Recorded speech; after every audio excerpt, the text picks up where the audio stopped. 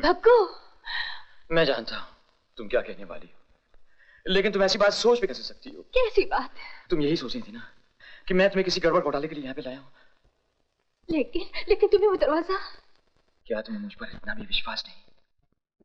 कोमल, जब मैं तुमसे 2 घंटे पहले मिला था तो मुझे ऐसे लगा जैसे 2 घंटे नहीं बल्कि 2 लाख घंटे पहले मिला था। मैं तुम्हारी खातिर जान दे सकता हूँ, लेकिन तुम्हारे कदमों में, तुम्हारे आंचल के साये में। भग्गू,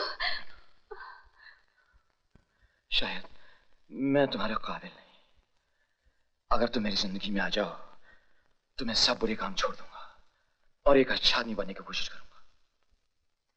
बिल्कुल बिल्कुल जॉर्ज वॉशिंगटन की तरह। George Washington? तुम्हें नहीं मालूम, मुझे भी नहीं मालूम, मगर मैं तुम्हारे बगैर जिंदा नहीं रह सकता। तुम मेरे रोम रोम में बस गई हो कोमल। मैंने मन ही मन में तुम्हें अपनी अर्धांगिनी माना है और अपनी स्वर्गीय माँ की आखिरी इच्छा पूरी करने के लिए तुम्हें यहाँ पे लाया था। तुम कहना क्या चाहते हो? मरते वक्त मेरी माँ ने मुझे ये लॉकेट दिया था और कहा था मेरी होने वाली बहू के गले में डाल देना, और ये भी कहा था जब तक मेरी बहू ये हार नहीं पहनेगी तब तक मेरी आत्मा तड़पती रहेगी। मुझे मेरी माँ की आत्मा तड़पती हुई नजर आ रही है। कहो तुम मेरी माँ की आत्मा की शांति दिलाओगी? कहो तुम ये हार पहनोगी? हाँ हाँ पहनूंगी भग्गू। सच? कोमल तुम कितनी अच्छी हो कोमल। हम कल ही शादी करेंगे, मंदिर में जाके कल ही शादी करेंगे। कोमल तुम कितनी अच्छी हो, तुम कितनी अच्छी हो कोमल।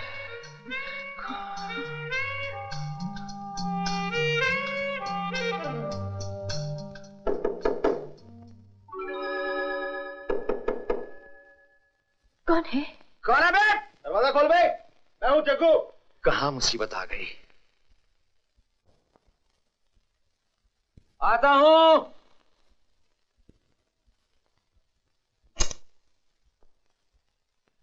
तू इस वक्त यहाँ क्या कर रहा है? तुझे खबर करने आया था। आधे घंटे के बाद ईरानी होटल मीटिंग है। अच्छा आ जाऊंगा। तू साले बाज नहीं आएगा। बाज जो ठहरा चिड़िया अंदर है। कौन आया था? था एक मेरा दोस्त जग्गू, पता नहीं कहां से चले आते हैं। अब मैं चलूं? बहुत देर हो गई है। हाँ देर तो बहुत होगी। तुम्हारी माँ भी बहुत परेशान हो रही होगी। फिर कब मिलोगे? 2-3 दिन मैं जरा बिजी हूँ, मैं खुद ही चलाऊंगा। कल तो हमारी शादी होने वाली है ना? शादी? अरे हाँ उसी का तो बंदोबस्त करना है। पंडित, माँ के आशीर्वाद। हाँ तुम चलो चलो। अरे जाने से पहले एक बार मिल तो ले। पता नहीं तुम्हारे बगैर 2-3 दिन मैं कैसे गुजारूंगा। कोमल कोमल तुम कितनी अच्छी है। अब तुम चलो, तुम्हारी माँ बहुत परेशान हो रही हुई और अपनी माता जी को कभी दुखी नहीं करना चाहिए। अच्छा कोमल बाय बाय।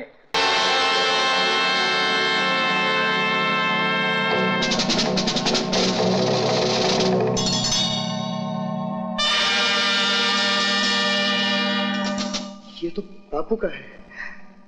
तुम्हें कहां से मिला? होगा तेरे बापू का। अब ये रानी का है। तू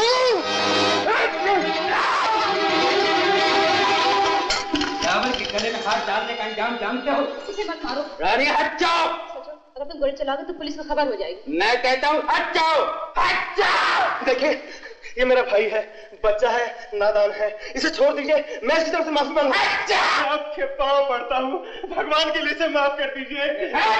मैं सच कह रहा हूँ कि बच्चा है, नादान है, बिल्कुल बेवकूफ है। अगर आप चाहेंगे तो हम लोग ये इलाका हमेशा के लिए छोड़ के चले जाएंगे। मैं सच कह रहा हूँ। मान जाइए माई बाप, भगवान के कसम आपसे हम सब माफी मांगते हैं। इस बच्चे की तरफ से माफी मांगते हैं। आपके पाँव। मैं कहता हूँ हट जाओ, वरना इस गांव के कुत्तों के साथ तुम लोगों की भी वही हालत होगी जंगा ने इसके बाप के साथ की थी। हमने सुना है आप लोग दया धर्म वाले हैं, हमें माफ कर दीजिए। क्यों भाइयों? क्या आप लोग हमें अब भी माफ नहीं करेंगे? बात माफ करने की नहीं, तो तुम लोगों ने मेरे चाचा का खून किया था। अगर पुलिस का इनाम के सर पर जरूर होगा, है? इनाम पुलिस के हवाले कर दो, सब बता जाएगा। तुम इन लोगों को छोड़ दो, अगर जंगा को मालूम हो गया तो तुम जंग का दुश्मन बन जाएगा। जंगा को भी देख लेंगे क्या कर लेगा वो। जंगा का भाई तो नहीं छोड़ूंगा।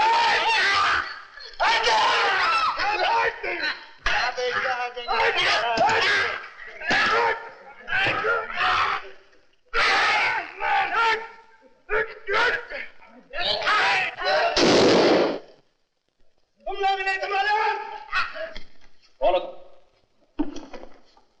जवाब क्यों नहीं देते? तुमने उस आदमी को जाने क्यों दिया? मुझे तो ये भी डाकू लगता। नहीं, ये डाकू नहीं है जग्गू, ये तो वही आदमी जो बापू की मौत के बाद आया था। लेकिन तुम हो कौन? मैं कौन हूँ क्या हूँ ये जानने से तुम्हें कोई फायदा नहीं होगा। इससे बेहतर यह है कि तुम दिलावर को पुलिस के हवाले कर दो और इसके साथ जो 20,000 रुपए का इनाम है। पुलिस दरवाजा खोलो, हम पुलिस वाले हैं। डाकू इंस्पेक्टर साहब, ये है जंगा का भाई और उसके कुछ साथी ले जाइए। कांस्टेबल अरेस्ट कर लो इन्हें।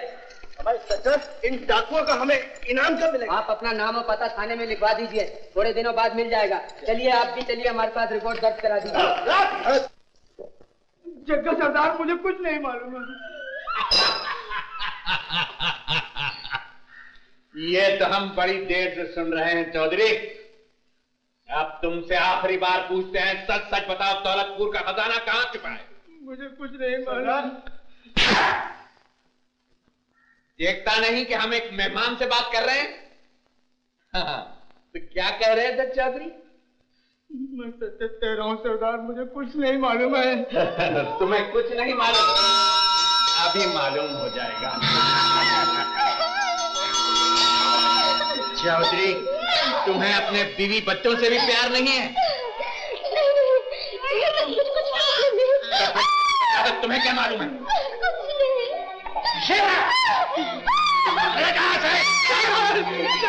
मत कीजिए, आपके पाँव प्रणाम सरदार, ऐसा मत कीजिए, आप मेरा नाम कीजिए, मैं आपके पाँव प्रणाम सरदार, मेरे बीवी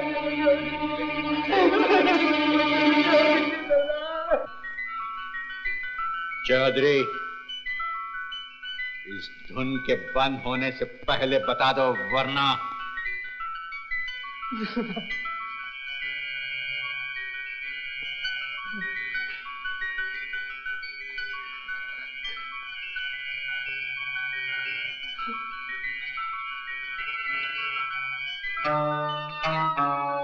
मेरी बच्चों को माफ कर दीजिए, मैं आपके पाँव पड़ता हूँ, मैं आपके पाँव पड़ता हूँ। सरदार, सरदार,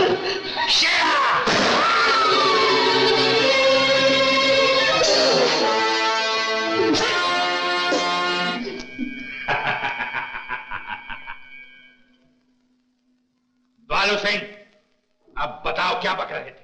सरदार, दिलावर सिंह। क्या हुआ दिलावर सिंह? दिलावर सिंह को रानी के कोठे पे पुलिस ने पकड़ लिया और वापस आ गए? हाँ?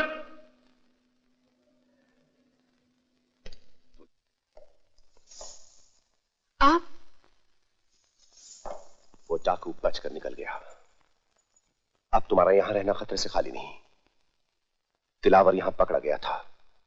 जंगा तुम पर जरूर शक करेगा, इसलिए बेहतर यह होगा कि तुम यहां से कुछ दिनों के लिए चली जाओ। शुक्रिया, चली जाऊंगी, लेकिन कहाँ? जी, ये चार दीवारी ही मेरी दुनिया है, इसे छोड़कर कहाँ जाऊंगी? मैं खुद एक मुद्दत से बगैर दरो दीवार अपनी जिंदगी गुजार रहा हूं। आपके सवाल का जवाब कैसे दे सकता हूं? इतने जमाने से आप यहाँ आ रहे हैं और मैं आपका नाम तक नहीं जानती। जिनका घर बार नहीं होता उनका नाम भी नहीं होता। जैसे कि तुम्हारा नाम रानी होते हुए भी रानी नहीं है, पारो है। ये आपसे किसने कहा? जब मुझे किसी से दिलचस्पी हो जाती है तो उसका अता पता खुद निकाल लेता हूं। मुझ में आपको दिलचस्पी? मैं अपने आप को इस काबिल नहीं समझती। चौधरी रामदीन की एक लौती बेटी पारू के सामने शायद मैं खुद को इस काबिल न समझूं। तुम्हारे बाबा चौधरी साहब और मेरे बाबा गहरे दोस्त थे। इन दोनों के समझाने पर सारे इलाके के डाकू अपने हथियार डालने पर राजी हो गए।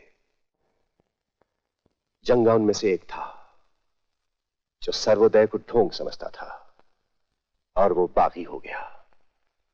उसके बाद इस दरिंदे ने ऐन वक्त पर सारे डाकुओं के साथ तुम्हारे बाबा को मशीन गन की गोलियों से भून डाला। तुम्हारे खानदान का सब कुछ बर्बाद हो गया। तुम किसी तरह बच के निकल गई और न जाने कहां खो गई। हाँ, न जाने कहां खो गई थी। काफी अरसे तक मुझे ये एहसास ही नहीं हुआ कि मैं कौन हूं, कहां हूं, यहां तक कैसे पहुंची। और जब एहसास हुआ देर हो चुकी थी, बहुत देर। मैंने कोशिश की कि कोई अपना मिल जाए, मगर नाकाम रही। दोबारा फिर यही वापस आना पड़ा। यहाँ न कोई अपना है न पराया, रुपया ही सब कुछ है।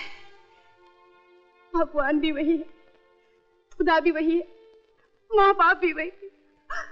मैं अकेली हूँ, बहुत अकेली।